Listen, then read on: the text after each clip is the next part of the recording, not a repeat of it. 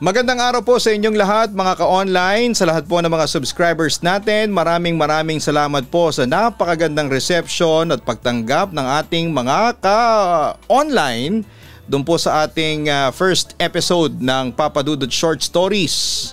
At dahil dyan syempre susundan po natin yan ang mas marami pang mga short stories na para po sa inyo. Huwag niyo pong kalimutan muna na mag-subscribe at i-share ang video na ito. At syempre hanapin niyo po yung Gianna Vlogs at yung Kaistorya YouTube channel po.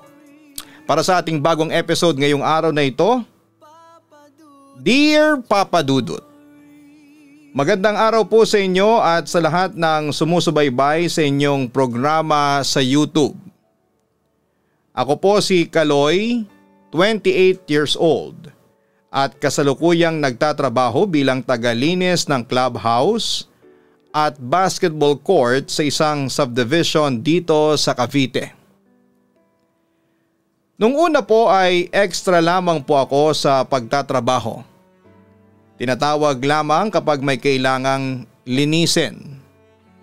Pero dahil siguro sa sipag ko at maayos na pakikitungo sa mga residente, ay napansin ako ng Homeowners Association o yung HOA at ginawa na akong regular na empleyado. Malaking bagay po yun sa akin kasi hindi na ako palipat-lipat ng trabaho at may kaunting kasiguraduhan na rin po sa kita.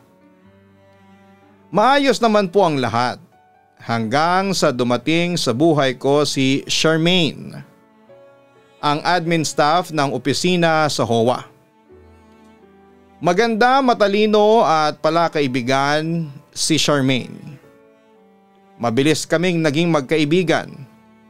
Madalas kaming magkasabay kumain, nagkakausap sa break time at minsan ay nagbibiruan pa.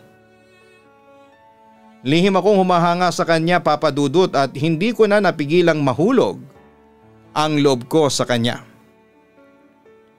Kaya lang, hindi pala ako nag-iisa. May isa pa lang nanliligaw sa kanya. Isang may kaya, maganda ang trabaho at madalas ay sunduin siya sa opisina. Isang araw ay hindi ko po inaasahan na sinugod ako ng lalaking yon at bantaan akong umagaw daw ako ng babae niya. Muntik nang magkagulo. Mabuti na lamang at naawat kaagad. Pero tuloy pa rin ang laban, Papa Dudut. Hindi po ako umurong. Naglakas loob akong manligaw kay Charmaine at ramdam kong may gusto rin siya sa akin. Hindi man niya direktang sinasabi. Nararamdaman ko sa mga kilos niya, sa mga sulyap, sa mga ngiti at sa paraan ng pakikitungo niya sa akin. Hanggang sa isang araw ay sinubok niya ako. Ang sabi niya kung talagang mahal ko raw siya, may isang bagay siyang hihilingin. Kaloy, aniya. Gipit ako ngayon eh.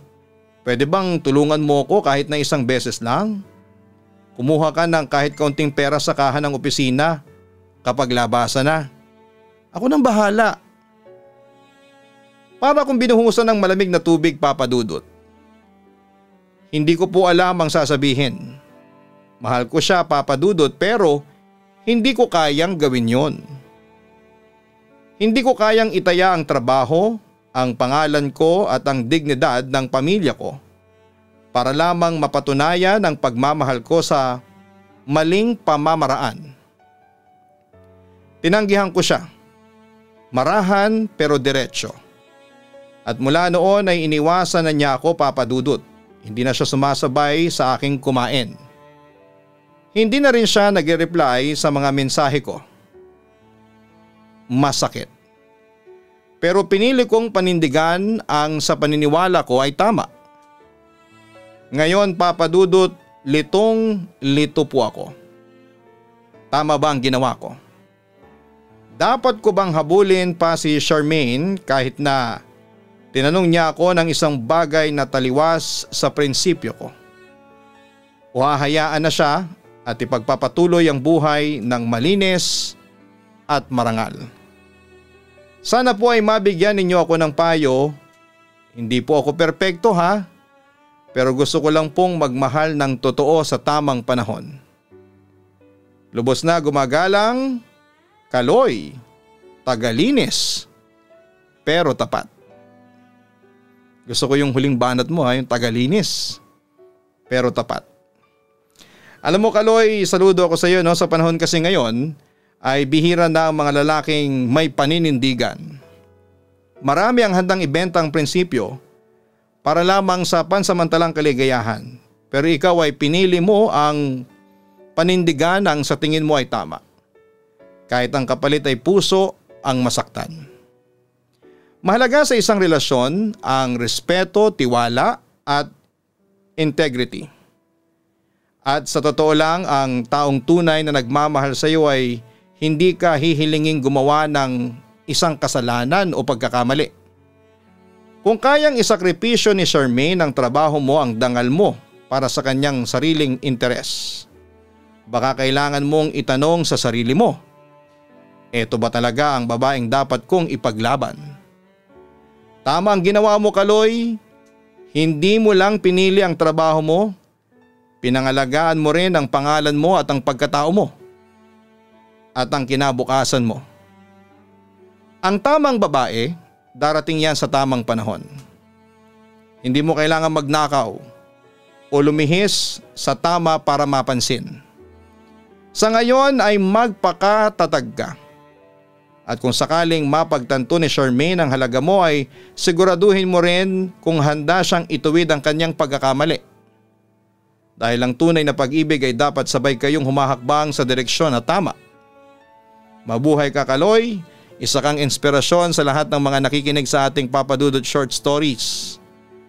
Para po sa mga nag-iisip-isip na gumawa ng masama, naku magsisiho kayo ngayon pa lang.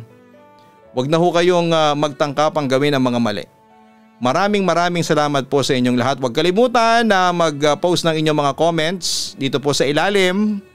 At hihintayin po namin ni Kaloy ang inyong mga komento, advice para sa kanya. Abangan po ninyo ang mga susunod pa naming episode sa Papa Dudut Short Stories sa aking YouTube channel. Maraming salamat po.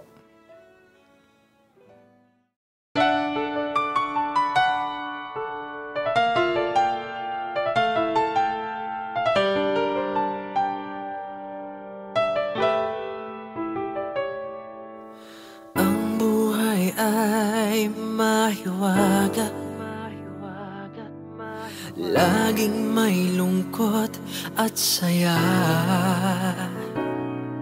Sa Papa Dudut Stories, laging may karamay ka.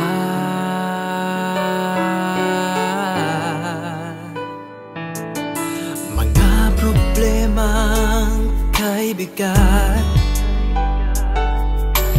dito ay pakikinggan ka. Sa Papa Dudut Stories, kami ay iyong kasama. Dito sa Papa Dudut Stories, ikaw ay hindi nag-iisa.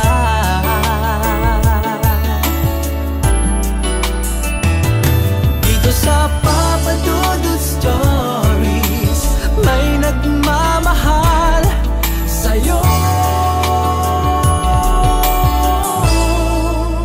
Papa Dudut Stories, Papa Dudut Stories, Papa Dudut Stories.